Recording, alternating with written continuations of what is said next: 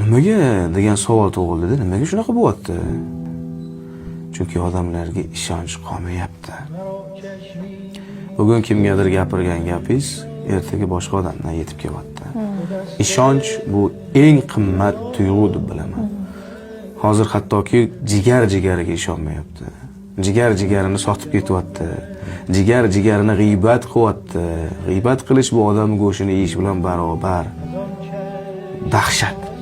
Eng yaxshi hamrohim bu mashina. Mashinamning ichida zo'r shumka qilib qo'yganman. Eshitilmaydi. Tonirovka qilib qo'yganman, ko'rinmaydi. Ana o'sha yerda o'tirib yig'layman. Odam o'zi bilan o'zi gaplashadi, aslida o'zi bilan emas, Alloh bilan gaplashgan bo'ladi.